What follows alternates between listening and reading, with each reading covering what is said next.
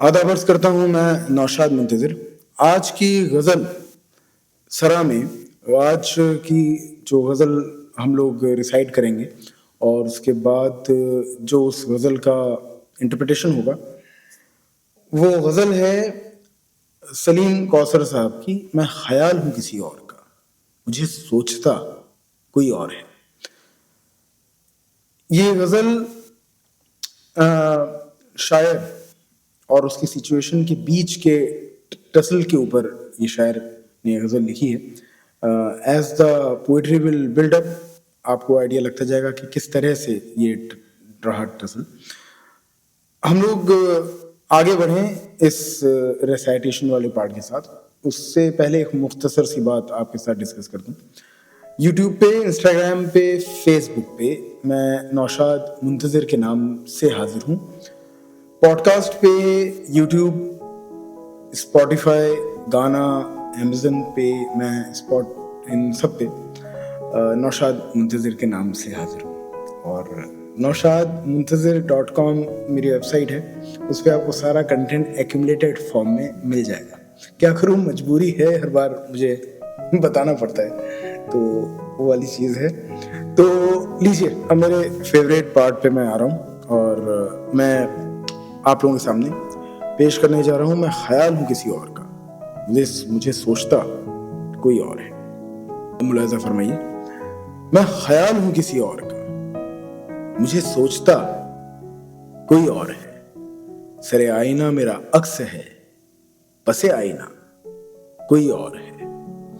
मैं किसी के दस्ते तलब में हूं तो किसी के हरफ दुआ में हूं। मैं किसी के दस्ते तलब में हूं तो किसी के हरफ दुआ में हूं। मैं नसीब हूं किसी और का, मुझे मांगता कोई और है। अजब एतबार व बेएतबारी के दरमियां है जिंदगी।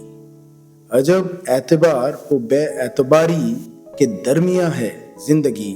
मैं करीब हूं किसी और के, मुझे जानता कोई और है। मेरी रोशनी तेरे खद्दो ख्याल से मुख्तलिफ तो नहीं, मगर मेरी रोशनी तेरे खद्दो ख्याल से मुख्तलिफ तो नहीं, मगर तू करीब आ, तुझे देख लूं, तू वही है या कोई और है। तुझे दुश्मनों की खबर न थी, मुझे दोस्तों का पता न था। तुझे दुश्मनों की खबर न थी, मुझे दोस्तों का पता न था। तेरी दास्तां कोई और थी, मेरा वाकया कोई और है। वही मुंसिफों की रवायतें, वही फैसलों की इबारतें। मेरा जुर्म कोई और था, मेरी सजा कोई और है। कभी लौट आए तो पूछना, नहीं देखना उन्हें गौर से। कभी लौट आए तो पूछना, नहीं देखना उन्हें गौर से। जिन्हें रास्तों में खबर हुई कि ये रास्ता कोई और है। जो मेरी रियाजते अनीम शब को सलीम सुबह न मिल सकी।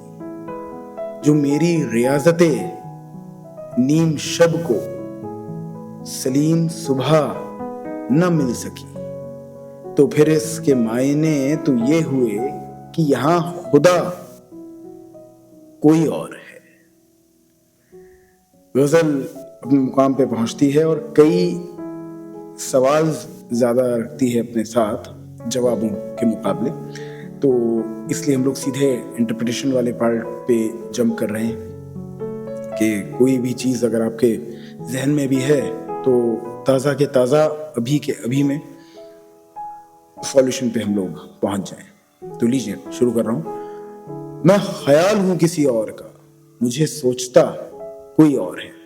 पहले ही मिसरे में शायर का खुद के साथ भी, और यहाँ पे शायर का एक ऐसा फेज जिसमें कि शायर ये बताना चाह रहा है, सलीम कौसर साहब ये बताना चाह रहे हैं कि वो दो लोगों के बीच में बैठा हुआ है। एक शख्स जिसको वो नसीब से मिल गए और एक शख्स جو انہیں دعاؤں میں مانگ رہا ہے اور وہ اسے مل نہیں پا رہے. تو ان دو ٹسلز کے بیچ میں یہ غزل ہے پوری. تو اس کا پہلا مصرع دوبارہ پڑھ رہا ہوں. میں خیال ہوں کسی اور کا، مجھے سوچتا کوئی اور ہے، سر آئینہ میرا عکس ہے، پس آئینہ کوئی اور ہے. اب آپ اس چیز کو دیکھیں کہ شاعر نے یہ بات بولی، پہلے لائن بہت ہی سمپل طور پہ ہے کہ میں خیال میں کسی اور کے ہوں، مجھے سوچ کوئی اور رہا ہے، اور یہ جو میں خود ہوں، میں آئینے کے سامنے میں ہوں، تو آئینے کے پیچھے یہ کون ہے؟ مطلب میں خود بھی میری زد میں نہیں، میں خود بھی میرے قابو میں نہیں ہوں. تو میں جس کو مل جاؤں اور میں جس کو ملا ہوا ہوں، میں اس کا بھی مالکانہ حق میرے وجود میں نہیں ہے کہ میں وہ خود ڈیسائیڈ کر پاؤں. اور یہ جو چیز ہے کہ میں خود کے قابو میں، خود کی زد میں نہیں ہوں، اسی وجہ سے کہ جب میرا یہ سر آئینہ میرا عکس ہے، سر آئینہ میرا عکس ہے، تو پس آئینہ کون؟ کوئی اور ہے. جو اس چیز کا ان کا جو فائٹ ہے کہ آئینے کے سامنے اگر عکس ہے تو پس آئینہ کون ہے پھر، جب میرا اس پہ کنٹرول نہیں ہے. اسی چیز کو شاعر نے آخری لائن میں دوبارہ اپنی مجبوری کو شو کرا ہے. وہ ہم لوگ جب آخری لائن پہ آئیں گے تو میں آپ کو بتاؤں گا. تو سر آئینہ آئینے کے سامنے، پس آئینہ آئینے کے پیچھے. میں کسی کے دست طلب میں ہوں تو کسی کے حرف دعا میں ہوں، میں کسی کے دست طلب میں ہوں، میں کسی کے جو شخص مجھے مانگ رہا ہے دعاؤں میں، جس نے ہاتھ اٹھا رکھے ہیں بھیک میں ان ہاتھوں میں ہوں، میں ان ہاتھوں کی دعاؤں میں ہوں، تو کسی کے حرف دعاؤں میں ہوں. اور جو مجھے لفظوں میں لگاتار مانگ رہا ہے، میں اس کے حرفوں میں ہوں، اس کے لفظوں میں ہوں، اس کے دعاؤں کے لفظوں میں ہوں. میں نصیب ہوں کسی اور کا، مجھے مانگتا کوئی اور ہے. میں نصیب میں لکھا جا چکا ہوں کسی اور کے، میں اس کے نصیب میں ہوں.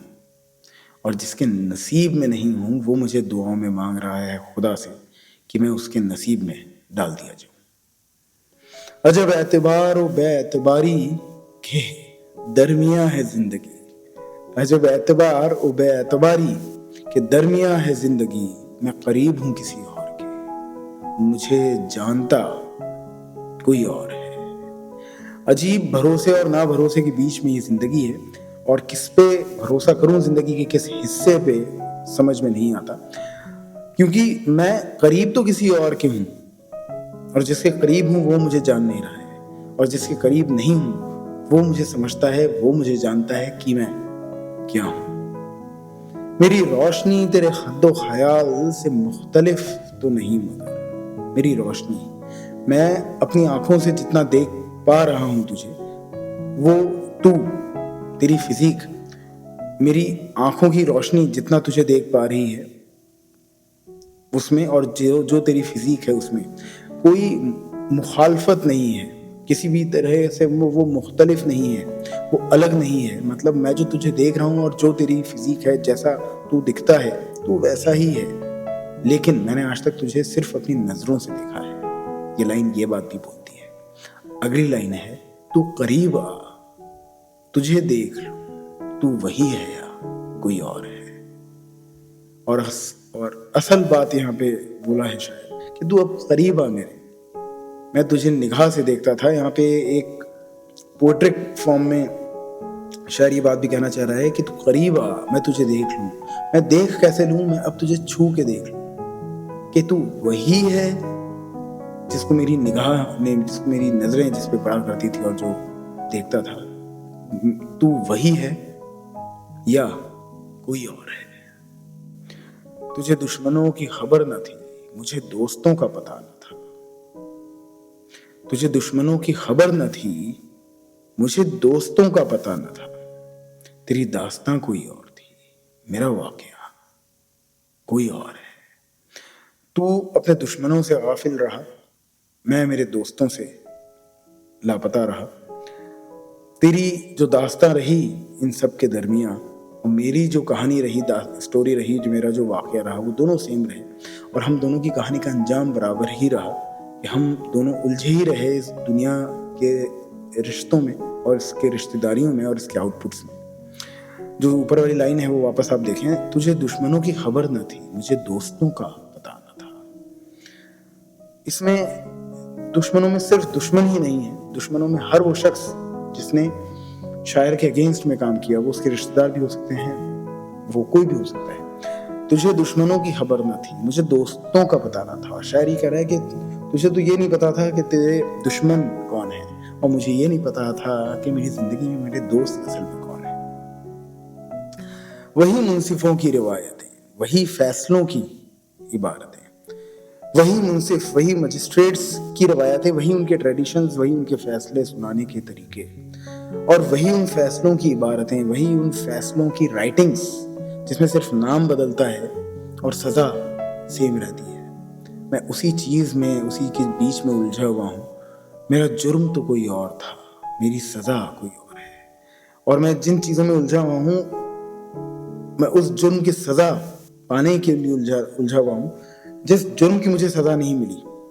میرا جرم تو کوئی اور ہی چل رہا تھا، لیکن مجھے جو سزا ملی وہ کوئی اور ہی مل گئی. مجھے اس جرم کی سزا نہیں مل پائی جو جرم میں نے کیا. اور اتنی روایتیں ہونے کے باوجود بھی، اتنی عبارتیں ہونے کے باوجود بھی مجھے انصاف نہیں ملا، یا میں انصاف تک نہیں پہنچا. کبھی لوٹ آئیں تو پوچھنا، نہیں دیکھنا انہیں غور سے. یہ ان لوگوں کے لیے یہ شعر ہے ڈیڈیکیٹڈ جو لائف میں بہت کوشیس رہتے ہیں، لیکن کہیں نہ کہیں وہ مات کھا جاتے ہیں زندگی میں، اور منزل تک وہ نہیں پہنچ پاتے اور آدھے راستے سے لوٹ کے آتے ہیں. ان کے لیے یہ شعر لکھا ہے سلیم کوثر صاحب نے. کبھی لوٹ آئیں تو پوچھنا، نہیں دیکھنا انہیں غور سے. نہیں دیکھنا انہیں غور سے کا یہاں پہ مطلب ان کو ایویلیویٹ مت کرنا، کیونکہ لوگ کسی کی بھی کامیابی ناکامیابی زندگی، پوری زندگی اس کی کچھ چند سیکنڈز میں کمنٹس کر کے اور اس کو ایویلیویٹ کر دیتے ہیں اور اس بات کو اوپر یا نیچے کر دیتے ہیں.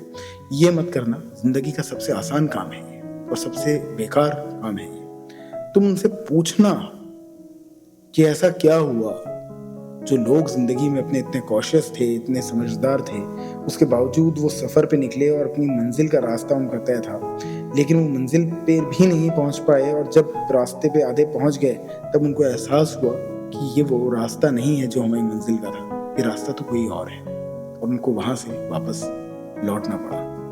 کبھی لوٹ آئیں تو پوچھنا، نہیں دیکھنا انہیں غور سے، جنہیں راستوں میں خبر ہوئی کہ یہ راستہ کوئی اور ہے. جو میری ریاضت نیم شب اس سلیم صبح نہ مل سکی. ریاضت نیم شب، ریاضت نیم شب کا مطلب ہے کہ رات بھر جاگ کر جو میں نے نمازیں پڑھی، جو میری ریاضت نیم شب کو سلیم جو تم نے رات بھر جاگ کے جو نمازیں پڑھی، ان نمازوں کو کبھی صبح نہ مل سکی. مطلب وہ نمازوں میں تم نے جو دعائیں مانگی، تم نے جو خدا سے بھیک مانگی، ان مانگی ہوئی چیزوں کو کبھی صبح نصیب نہیں ہوئی. مطلب وہ تمہیں حاصل ہی نہیں ہو سکی. اور لوگ کہتے ہیں کہ خدا سے مانگا جائے، اگر نمازوں کو رات میں مکمل کیا جائے اور پھر خدا سے کچھ مانگا جائے تو مل جاتا ہے. لیکن میری ان نمازوں کو، میری ان منتوں کو صبح نہیں مل سکی. جو میری ریاضت نیم شب، میری پریئرز کو صبح نہ مل سکی، تو پھر اس کے معنی تو یہ ہوئے کہ یہاں خدا کوئی اور ہے. تو مطلب اس کا معنی یہ ہوئے کہ یہاں پہ جو خدا ہے وہ خدا نہیں ہے میں جس کا بندہ ہوں، یہاں خدا کوئی اور ہی ہے.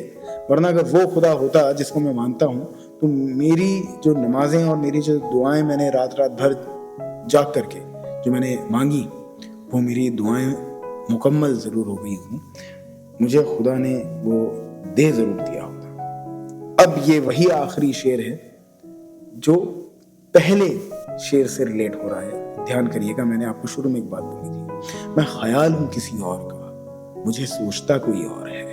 सरे आईना मेरा अक्स है, बसे आईना कोई और है।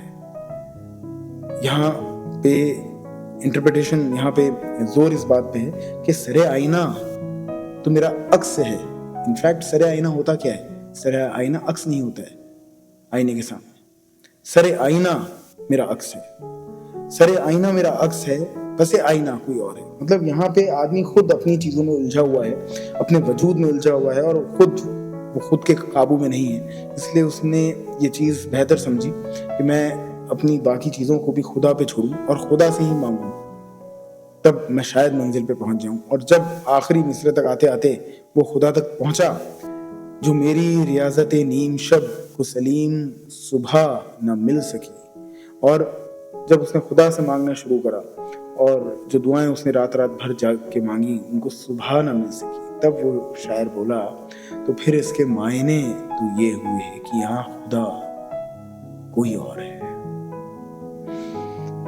लीजिए, ये गजल अंजाम पे पहुंचाई जा चुकी है, और अगली गजल तक के लिए, चाहे वो गजल की कहानी हो जो कि ये थी, जिसमें कि रेसाइटेशन और एक्सप्लेनेशन साथ साथ होता है, चाहे वो गजल सरा हो जिसमें कि सिर्फ रेसाइटेशन होता है, या चाहे वो मेरी खुद की लिखी हुई शायरी हो जिसको आप लोग भरपूर प्यार देते हैं, किसी ना किसी के साथ बहुत जल्द मैं हाजिर होता हूँ। तब तक आप मुझे अपनी दुआओं में याद रखें। मैंने आपको अपनी गजलों में तो याद बेशक रख ही रखा है। नौशाद मुंतज़िर।